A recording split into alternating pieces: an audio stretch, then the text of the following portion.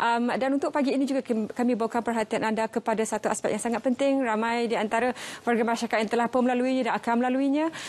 Segala aspek yang berkaitan tentang sekiranya anda positif COVID-19 dan apa yang perlu kita ketahui tentang kuarantin. Bersama tetamu di studio, Terence akan menggalikan segmen seterusnya. Silakan Terence. Terima kasih Leha. Nampaknya Leha masih sukakan slide itu ya, yang ada Euro. Doktor, peminat England, Itali? Peminat England. Okay. So nampaknya hari ini saya sedih sikit lah. Tak apalah. Hari ini boleh makan pasta, Doktor. Okey, tak boleh apalah. makan pasta. Terpaksa. Jadi kita bersama Dr. Sudesh dan juga Dr. Lee. Dr. Lee merupakan seorang pakar perubatan kesihatan awam dan Dr. Sudesh pegawai perubatan PKD Petaling. Dan kita akan membincangkan isu positif dan juga kuarantin. Apakah tindakan pertama yang dilakukan oleh seorang individu yang mengetahui dirinya positif tetapi tidak bergejala, Dr. Sudesh? Okey. So, pertama kali bila mereka mendapat tahu bahawa mereka positif, kebiasaannya mereka akan panik dululah. So, itu perkara biasa. So, the first thing yang kita advise kepada seorang pesakit ialah jangan panik dulu. Right? Bila dah dapat keputusan, okey, kuarantinkan diri, isolate diri di satu bilik yang asing, okey. Kalau boleh bilik itu dilengkapi dengan bilik airnya sendirilah. Kalau boleh. Kalau tidak pun tiada masalah. Alright. So asingkan diri dulu daripada ahli keluarga yang lain. Beritahu mereka yang keputusan telah positif. Alright. Dan next step ialah beritahu kepada pejabat kesihatan yang terdekat. Okay. Kebiasaannya apa yang berlaku sekarang, pesakit dah positif, dia menunggu panggilan daripada pejabat kesihatan. So mereka tunggu 7-8 hari, gejala pun dah mula timbul, gejala pun sudah jadi teruk, tetapi tiada panggilan daripada pejabat kesihatan. So dulu ya boleh bila kita mendapat kes 200-300 sehari, tapi sekarang kes dah semakin meningkat, beban di pejabat kesihatan pun telah meningkat. So apa yang kita sarankan kepada pesakit ni, dah terima isolasi diri, alright? Next step ialah pantau diri dulu, okey, untuk gejala-gejala, dan kemudiannya kalau tiada panggilan daripada pejabat kesihatan, sila hubungi pejabat kesihatan terdekat anda. Ya. So ada modaliti yang banyak untuk menghubungi pejabat kesihatan, itu nanti kita akan beritahulah. Baik. So itulah langkah pertama. Dr. Lee, peminat bola sepak? Tak. Ya, okay. Dan nasib baik saya tidak bertanya pasukan mana yang anda sokong. Tak kena. Dan seterusnya, kalau kita positif, tetapi kita mempunyai orang di bawah jagaan kita yang sememangnya selama ini kita yang menjaga mereka, seperti ibu bapa yang lebih tua ataupun anak yang mempunyai masalah kesihatan tertentu atau OKU, apakah tindakan kita selanjutnya? Kerana kita tidak boleh self-isolate, kita juga terpaksa jalankan tanggungjawab seperti biasa. So, dia depend on the pesakit itself. Ada dua jenis pesakit yang okey, yang tak ada simptom. Ada lagi satu group of pesakit yang ada simptom yang teruk yang perlu di-admit. Kalau dia perlu di-admit, then tak ada orang boleh jaga orang ini. So, dia kena call for help. That means the saudara mara kena datang and tolong already. But the saudara mara has to know the SOP ketat lah. Pakai mask, pakai glove, pakai apron, and then after that menjaga the pesakit, the close contact, because these are close contact. Close contact pun kemungkinan besar dia positif juga, cuma belum disaring lagi. So kemungkinan this disease also can transmit to the caretaker. So this caretaker also, close contact kena pakai mask also. So both side pakai mask supaya transmission tak berlaku. Okay. So another scenario is kalau pesakit itu dibenarkan quarantine di rumah, isolate di rumah. That means to say, and then dia tak dapat mencari any penjaga untuk menjaga dia punya anak ataupun dia punya ibu bapa. Then she has to take the role, right? So the same, she has to wear the mask, and also the pesakit itself have the close contact have to wear mask. So and both kena sanitize, selalu sanitizekan tangan semua supaya jangkitan tidak berlaku. Ini adalah keadaan terdesak lah. So hospital kita telah membenarkan ramai orang isolate di rumah kerana hospital tidak mampu lagi menampung all the pesakit yang masih sihat untuk masuk ke hospital. This is what we can do lah.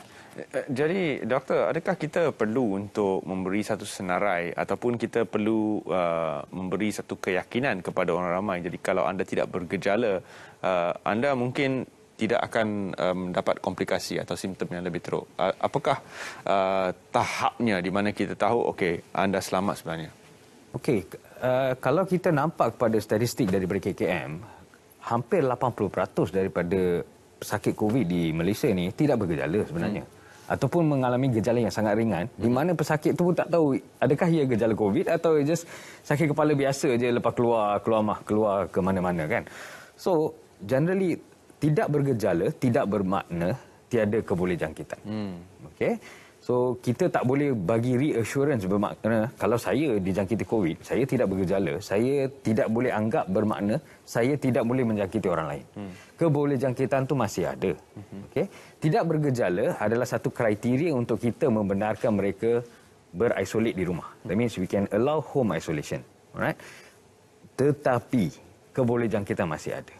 So, SOP kena ikut. Isolasi kena di bilik berasingan. Bila berkongsi tandas, setiap kali menggunakan tandas, kena disinfeksi tandas. Ya. So, SOP berisolate di rumah ni harus diikut. So, mereka tidak boleh jadi confident saya tidak bergejala, maka ahli keluarga lain yang berada di rumah yang sama adalah selamat daripada jangkitan COVID. Mereka tidak selamat sehinggalah pesakit ini habis isolasi 10-11 hari dan betul-betul tiada jangkitan. Tiada simptom. Ya. Kita melihat jumlah kes yang semakin tinggi, 9,000 lebih merupakan angka yang tidak pernah kita bayangkan pada tahun 2020 bahawa kita akan sampai ke tahap ini. Namun salah satu daripada penyumbangnya adalah dikaitkan dengan varian baru. Adakah varian Delta, varian yang terbaru yang kita kesan dalam negara, belum lagi masuk Delta positif, Delta plus dan juga Lambda yang saya harap tidak akan masuk ke dalam negara kita kerana berada di Amerika Selatan. Tapi adakah varian Delta ini memberi apa-apa perubahan kepada SOP yang disarankan untuk mereka yang akan menjalankan kuarantin kendiri? Okey, buat masa sekarang, apa yang saya tahu adalah kita mempunyai 3 varian lah, Alpha, Beta and Delta. Okey, buat masa sekarang, varian yang paling banyak adalah still Beta. Okey, yang menyebabkan kematian yang tinggi pun still Beta. What I know is Delta dia punya transmission sangat tinggi. Okey, cepat. So, come back to SOP again. Kalau transmisi dia cepat, that means to say your SOP kena ketat. Okey, pakai mask selalu, sanitize selalu, penjarakan sosial semua kena ikut. Barulah kita boleh mengelakkan transmisi ini berlaku. Okay? Melihat pada keadaan di negara lain, Doktor, seperti di United Kingdom, varian Delta mengatasi semua varian lain dan ini menyebabkan ia menjadi varian dominan.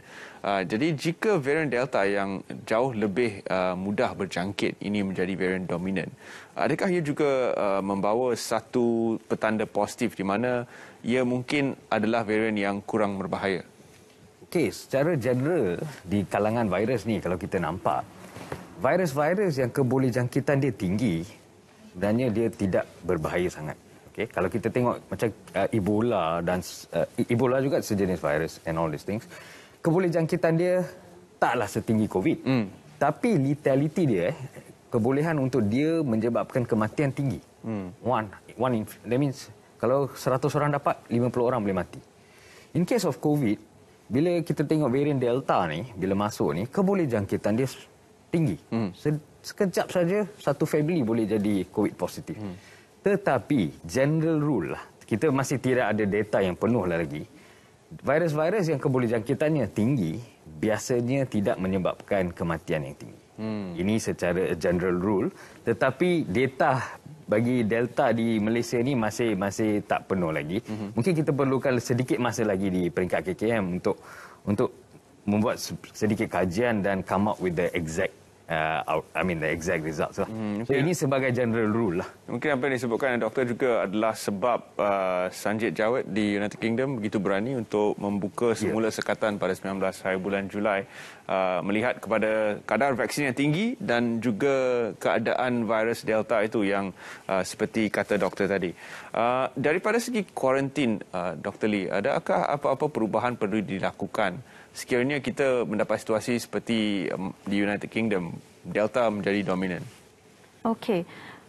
Close contact semua kena faham. Apa definisi close contact? Close contact kita kena bersama dengan itu positive case for jangka masa yang lama dalam satu bilik yang sama, bekerja bersama ataupun belajar bersama. These are close contact. And then this close contact kena quarantine. They have to faham bahawa kemungkinan badan dia ada virus already. And then so close contact sepatutnya tidak boleh bersama, makan bersama, berborak-borak. They have to also practicekan SOP. That means so, kalau they are in the same house, actually not only the positive case kena isolate, the close contact also kena ada bilik-bilik berasingan sepatutnya, kerana kita tak tahu lagi bila kita akan ditest positif. Okay, and this close contact kena buat test 2 kali. Okay, satu pada hari bila dikesan pada masa terdekat, satu lagi pada hari ke-8, supaya kita tahu dapat tahu bila dia dapat penyakit ini. Alright, so bila dah dapat penyakit ini, then dia akan jadi positive case and isolate sendiri another 10 days. Alright, yeah. So that's what I want to say. Okey, jadi ini menunjukkan bahawa SOP-nya lebih kurang sama, tidak kira sebarang varian sekalipun. Yes. Apakah pulse oximeter, doktor, dan kenapa kita perlukan sehingga 7,000 di Selangor? Okey, pulse oximeter, untuk menjadikannya simple ya, ia adalah satu alat yang boleh detect paras oksigen di dalam darah. Okey. Mesinnya sangat kecil, kita kelipkan di hujung jari dan biasanya mesin itu akan memberikan bacaan. 2 jenis bacaan akan keluar di pulse oximeter. Satu ialah tekanan pulse rate ya, nadi kita. Satu lagi ialah paras oksigen dalam bentuk percentage. Okey. Generally apa yang kita anggap ialah paras oksigen 95% ke atas adalah paras oksigen yang normal. Di mana 95% ke bawah menunjukkan badan tidak mempunyai oksigen yang mencukupi. Okay? So kenapa kita perlukan 7,000? Sebelum saya continue, kita kena berterima kasih kepada Datuk Menteri Besar Selangor and then Kerajaan Negeri Selangor, because they came up with the idea of giving pulse oximeter kepada semua pesakit yang dibenarkan home isolasi. So kebiasaannya senario di Petaling ini, bila kita menerima panggilan atau kita memberi panggilan kepada pesakit, mereka akan bagi tahu simptom. Doktor, saya sakit dada. Saya sesak nafas. Sesak nafas saya mungkin bukan sesak nafas untuk Dr. Lee. Saya sesak nafas, tapi kalau simptom yang sama Dr. Lee ada, mungkin Dr. Lee, doktor, saya tak sesak nafas pun. So, untuk kita buat assessment, buat assessment risiko ni susah. So, kita perlu adakan satu assessment yang objektif. Yang boleh mengatakan, okey, ya, ini memang kita perlu admit segera. Ini perlu ke CAC segera. So, dengan adanya pulse oximeter ni, satu assessment objektif boleh dibuat. That means, let's say saya dengan Dr. Lee dipanggil, saya sesak nafas, Dr. Lee cakap dia tak sesak nafas. Tapi pulse oximeter saya 98%, pulse oximeter Dr. Lee pula 92%. So itu dia, itu perbezaan dia, subjektif dan objektif. So ini membenarkan seorang petugas kesihatan membuat penilaian objektif dan juga pesakit sendiri boleh membuat penilaian objektif menunjukkan adakah paras oksigen mereka cukup atau tidak untuk plan next step lah. Adakah perlu dia telefon balik PKD, adakah perlu dia call 999 atau adakah perlu dia pergi balik kepada CAC untuk mendapatkan penilaian seterusnya. Jadi pulse oximeter ni membantu kita untuk mengukur paras simptom berdasarkan satu nilai pada sukatan oksigen dalam badan. Ya, betul. Jadi ini adalah suatu alat yang digunakan. Satu lagi terminologi dalam peralatan yang digunakan Dr. Lee ialah kit HAT. Apakah kit HAT ataupun is it called a HAT kit? Kit HAT ini kebanyakan terdiri daripada termometer, and then dia ada satu borang untuk mengisi bahawa anda dia ada checklist. Okey, sesak nafas ke, sakit dada ke, demam teruk ke, cerai-berit ke, diarrhea. So kalau dia akan bagi you 10 hari untuk buat checklist ini. Jikalau anda mengalami keadaan ini, then mohon telefon 999 untuk dapat rawatan segera ataupun pergi ke CAC untuk mendapat rawatan, atau jikalau tidak mampu, pergilah ke klinik ataupun hospital berdekatan untuk mendapatkan rawatan. Okey. So saya nak tambah lagi tentang kematian pasal Delta. Okey. Kematian boleh berlaku kepada sesiapa. Okey, terutama orang yang mempunyai chronic disease. Okey. Comorbidities. Orang yang ada hypertension yang tak kontrol, kencing manis yang tak kontrol, sakit buah pinggang yang tak kontrol, and then also obesity. Now what we observe is a lot of young patient yang tak ada masalah kencing manis darah tinggi, tetapi kalau dia obes, kemungkinan untuk menjadi teruk adalah sangat tinggi. So, sesiapa out there, please menjaga kesihatan anda sebelum anda dijangkiti oleh penyakit COVID ini. Alright? Pagi tadi pun kita ada berkongsi data, salah satu daripada angka kematian adalah di bawah umur 30 tahun. Jadi ini mungkin ada berkaitan dengan apa yang disebutkan oleh doktor tadi. Satu lagi istilah yang kita perlukan sedikit pengesahan adalah FTTIS. Doktor silakan. Okey, FTTIS ni is a common terminology di mana it is just satu terminologi yang digunakan untuk kawalan wabak. It means the faster you detect, the faster you test, the faster you isolate. The faster you trace back the result, the faster you isolate. And the last thing ialah kita bagi sokongan.